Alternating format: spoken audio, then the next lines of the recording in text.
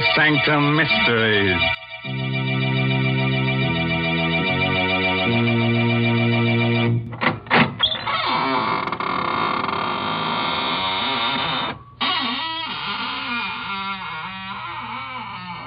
Good evening, friends of the Inner Sanctum.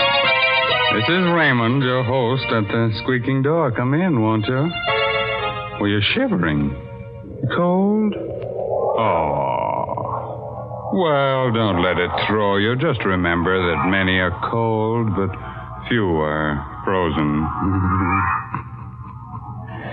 Well, our story, to be different tonight, is about murder.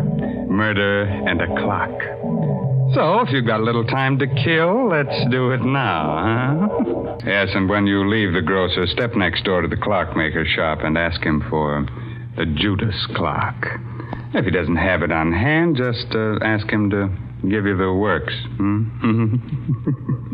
Yes, the title of tonight's story is The Judas Clock. It's an original radio play by that old clock watcher, Christopher Mayo. Our star is Barry Kroger, who plays the role of Sebastian Packer. I'm a clockmaker. I carry on the profession my father taught me in London. I like clocks, all that is but one. For 30 years, I've looked for a certain clock and a certain man. The clock is known to collectors as the Judas clock. The man I swore to kill when, as a boy of 14, I closed my father's glazing eyes and wiped the froth of blood from his lips. Last night, I found the Judas clock. Tonight, I may have found the man. I'm told you're an expert clock repairman, Mr. Packer, madam. Yes, I suppose I am. Well, I have a clock. Rather, my husband has, and it hasn't run for years. Would you have a look at it? Well, can't you bring it in? Oh, heavens, no. It weighs 500 pounds. Oh. One of those huge marble things. Italian Renaissance, I'd say. Marble? Italian? Well, can you describe it further? Well, it's rather unusual. Black marble, heavily carved with biblical characters. The ivory face has a beautifully etched scene on it, but it's a gruesome one. Gruesome? What kind of a scene? It's a picture of a man hanging from a tree. Judas. His face is positively ghastly. The Judas clock. I knew without seeing it why the clock wouldn't run. It had been built in Italy for a prince of the House of Savoy in 1598. He conceived the idea when he discovered that his family's treasures included the 30 pieces of silver of Judas Iscariot. The clock was made to run only when the 30 silver coins of Judas were in place in the clock's hollow weights. 15 in each weight. And the coins had been in my possession since the day of my father's death. Somewhere inside me, that clock still beats its deep-throated song, and I have but to close my eyes to hear again my father's voice. It's an evil clock, son, as evil as Satan himself, and it's cursed. There is a legend that every man who has owned it has died a violent and bloody death. Well, Mr. Packer, can you fix it? Oh, I'm sorry. I was daydreaming. Well, yes, does Mr. Arnold. Arnold. Does Mr. Arnold know that you're having the clock repaired? No. We've only been married a few weeks, and I'd like to have it working when he comes back to town tomorrow. Sort of a surprise. Yes, I see. Well, I'll be there in half an hour, Mrs. Arnold.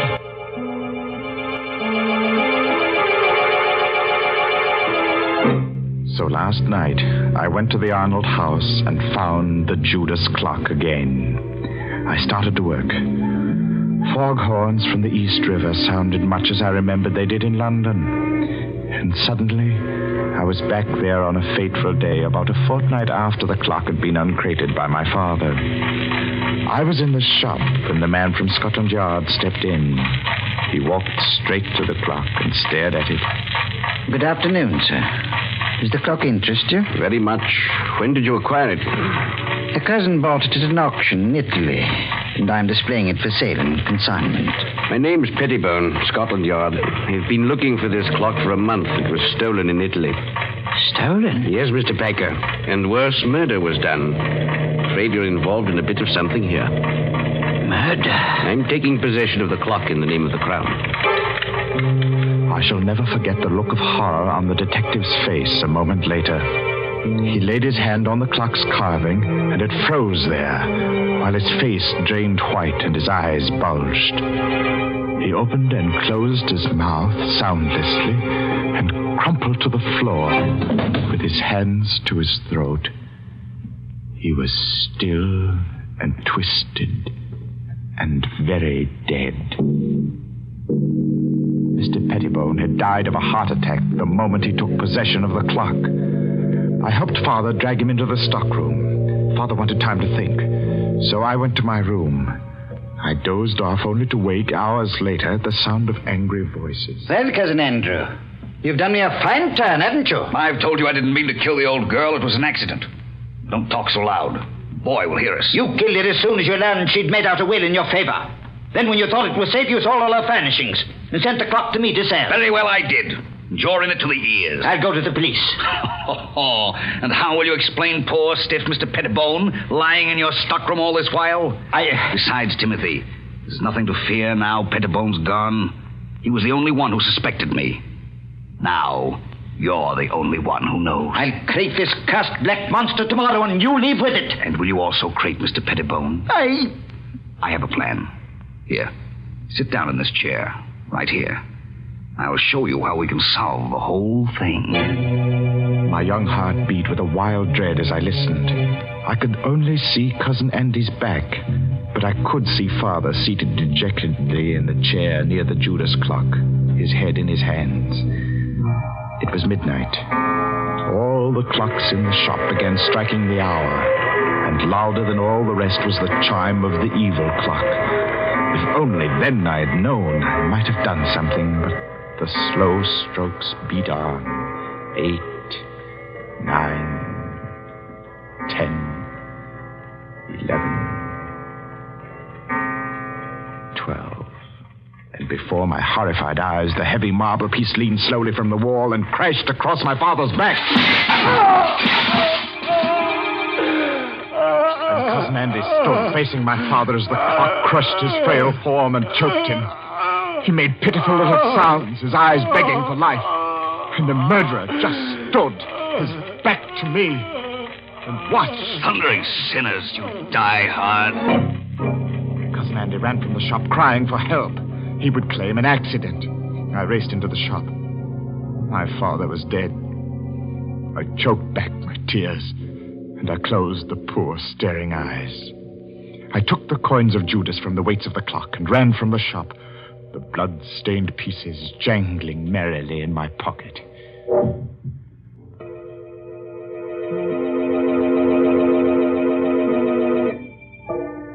Armed with the notion that the coins were of value, and the definite notion that I must eat, I approached one of the many dingy little curio shops in the Limehouse district.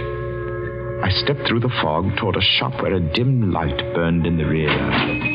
Every inch of wall and ceiling was hung with curios, old armor, swords, and shields. I would have run out, but a weazened, apish man barked at me from the rear. Well, what you want? I have something to sell. What you got?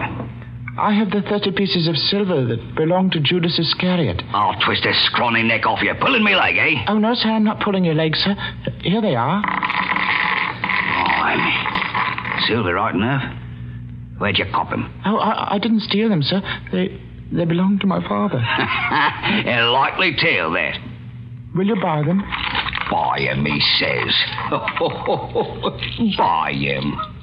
Get out of here before I cause a bobby, you scamp. Get out! Oh, no, give me my coins. Get out or I'll come about and fetch you a sound one. The ugly brute came toward me. He held my coins, clutched in a tight, hairy fist. Before I could move, he had struck me. And I hit the wall with a clatter. And then it happened again. For the second time that night, the curse of the Judas clock struck. As I hit the wall, my eye caught a metallic glint above, and a heavy object dropped from the ceiling. The man was about to strike me again when the object struck his head. And remained part of him. He fell. His skull split in two by a hangman's axe. I clamped my mouth on a cry and pried the man's fist open. The fresh blood made it hard, but I recovered the coins. And I stumbled in panic through the shop and out into the night. And the fog of London never swallowed a more frightened and lonely boy.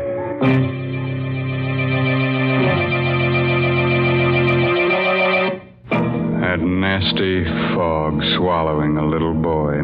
That reminds me of a little nursery rhyme. Hickory dickory dock, the mouse ran up the clock. The clock struck 2. Look out, it might strike you. Oh, sure, it'll come in handy to warm up the chills you get from these inner sanctum stories. And, brother, you're going to shiver plenty with Barry Kroger as Sebastian Packer as this story goes on about the Judas clock. I hadn't touched those horrible coins of Judas Iscariot since the day the storekeeper was killed. By now, I half believed the legend that death followed them. I began to feel that the only way I could escape their curse was to find the Judas clock and put the coins back in its weights where they belonged. One day, as I read the notices in the Times, my heart skipped a beat. It said, auction of clocks. At Chopin Place, auction room, Saturday at 7. Rare items, one of them fine Italian Renaissance piece of black marble. Rare treat for collectors. Come early. Interested in something, young man? Oh, why, yes. Well, that is nothing in particular. Just looking at these splendid pieces. I thought I might stay for the auction. Look about. Auction won't start for a bit yet. I sauntered toward the black clock. My hand had scooped all the coins from my pocket. I would have to work fast and noiselessly. My sweating fingers began to unscrew the small cover on one of the weights. I would soon have the coins put back. As I thought. No. What have you got in your hand there? Let's have a look. No, nothing at all. I was just examining. Examining my foot? You've got a flock of coins there. You must have taken them from somewhere in the clock. Here. No, give them to me. Sometimes when things happen quickly, the mind retains details that would otherwise escape notice. As the men and I struggled, I dropped the clock's weight. It hit a short, round bit of metal directly below it. The man had a vice-like grip on my clenched hand. Blasted little wretch. No! I'll wrench your hand off for you. I heard a whirring sound within the clock, and before my horrified eyes, the supporting panel at the front of the clock's base slowly lifted on hinges. The clock was off balance and began to fall forward. I screamed a warning. Look out!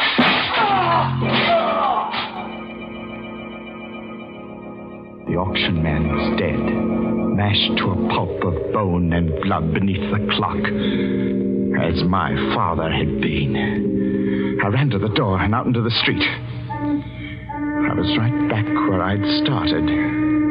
Only now I knew that my father had been murdered by Cousin Andy.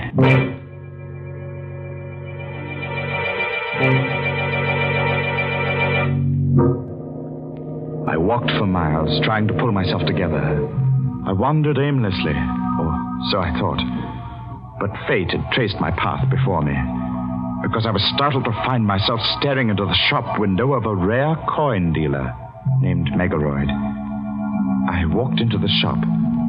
Mr. Megaroyd was a nice little man. He smiled a bit quizzically at my firm belief that I possessed the betrayal coins of Judas. I poured them onto his counter. Oh, I say, you could be right, you know.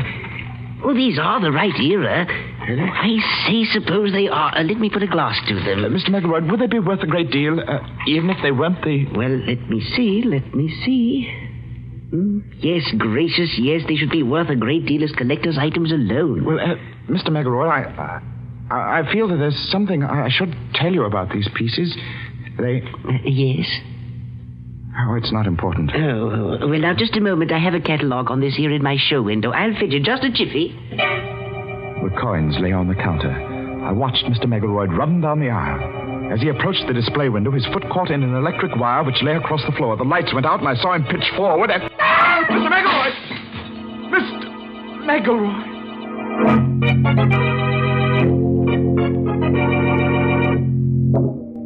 The streetlight peered through the broken plate glass and played across a grotesquely sprawled form in the show window. I needed no more light than there was to see what had happened. The upper half of the heavy plate had broken and dropped flat against the solid lower half. There was no need to ask how he was. No guillotine could have done a neater job. Mr. Megalroyd had no head. Who else but death can own the coins of Judas?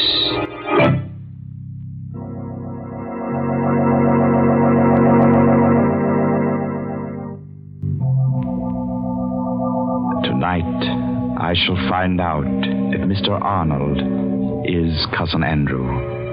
If he is, I shall feel no remorse in killing him tonight.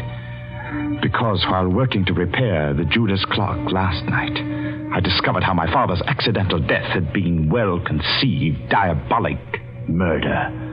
When the right-hand weight reached the floor of the clock on the 12th stroke of midnight, it tripped a trigger which collapsed the base of the clock and caused it to fall forward. My father had died on the 12th stroke of midnight. Have you finished, Mr. Packer? No, Mrs. Arnold. I shall have to come back tomorrow night. What time do you expect Mr. Arnold tomorrow? About 11, I'd say. Will you be finished by then? Well, I think so. I'll have to take these weights to the shop with me, though. Something has to be added to them. Well, of course, Mr. Packer. Mr. Arnold will be so surprised to see the clock running, won't he? He'll be very surprised, Mrs. Arnold.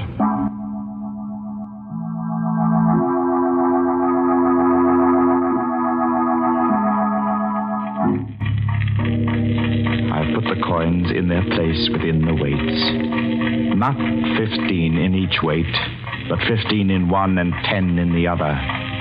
The other 5 coins are in my pocket. In another pocket, I have a small 38, although I don't plan to use it.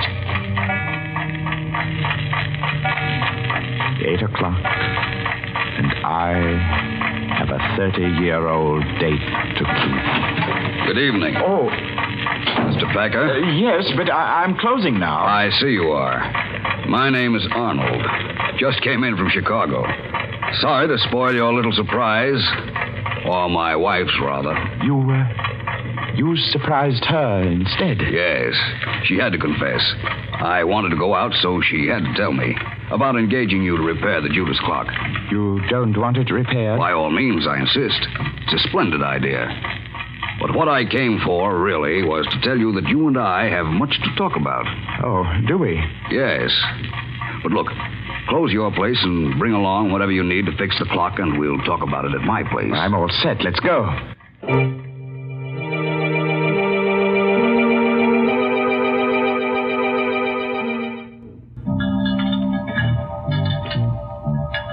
Think you'll have it fixed in time to strike midnight? Oh, yes. Yes, it will strike at midnight. Yes. Well, there we are, Mr. Arnold. Weights are in place. Let's see. It's exactly 10 minutes before midnight. Set the hands. And just a little shove on the pendulum. So. And the Judas clock ticks again. It's an evil clock, son. Evil as Satan himself. The Judas clock wakes from a 30-year sleep. Hey, Cousin Sebastian. Cousin? What? That's what I wanted to tell you. My wife told me your father owned this clock in London. Oh, well, yes. I was your father's cousin. You're Sebastian Packer, the little boy who ran away that night. Cousin Henry. Yes. I wonder how much you know of that horrible night when your father was killed. Well, I know the clock fell on Father. I heard the sound from my room, and I was so frightened. I ran down the rear steps in time to see them carry Father away. He was all covered up. So that was why I didn't find you in your room afterward. It happened so fast. We were sitting, talking. The clocks were striking 12. Suddenly, the base of the clock seemed to cave in, and... I know. I bought the clock at an auction a few years later. Had it all fixed. It's good and solid now. I saw to that. Yes, sir. Well, I suppose I'll run along now, Cousin Andy. Nonsense. Let's make up for lost time and get acquainted. Well... Come now, I have some fine old port from England here.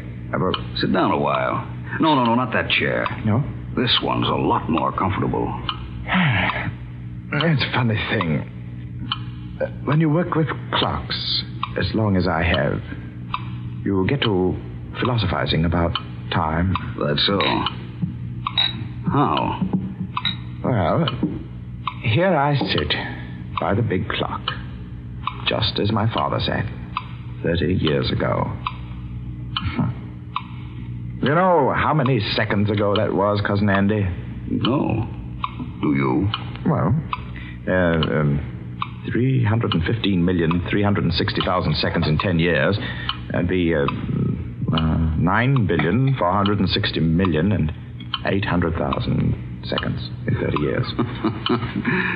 You've got quite a mechanical mind, Sebastian. Here, try this port. Thank you. Here's to Father.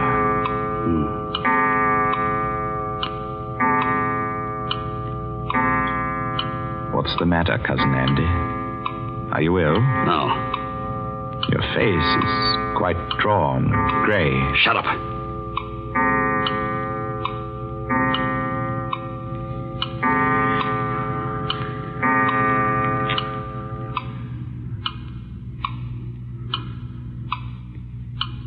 Well, Cousin Andy, it's late. I guess I'd best go.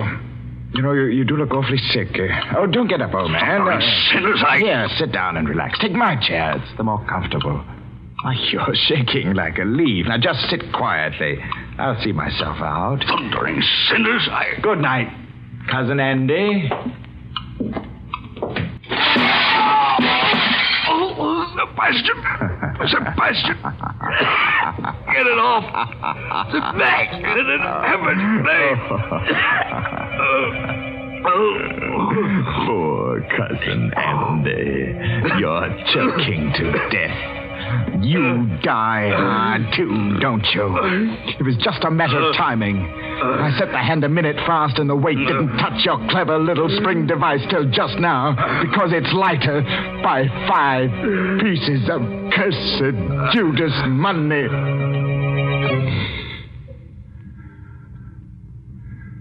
Rest easy, Father.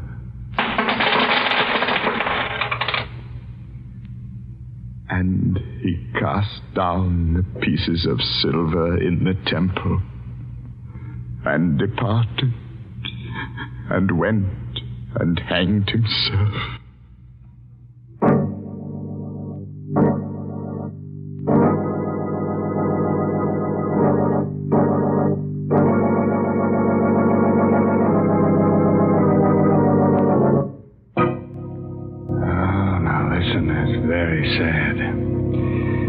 But a fine chime was had by all.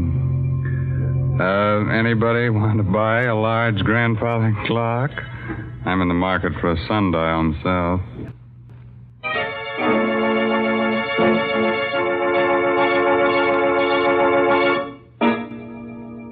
Well, I'll leave you with a cheerful, timely moral.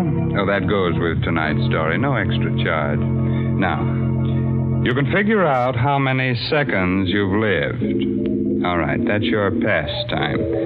But you can't figure out how many you've got left. That's just sometime. You know what I mean?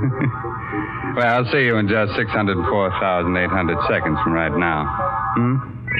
Well, that's next Tuesday night at 9 o'clock, of course. Well, now it's really time to close that there squeaking door. Until next Tuesday night, we'll bring you another Inner Sanctum mystery, directed by Hyman Brown. So until then, good night. Pleasant dreams.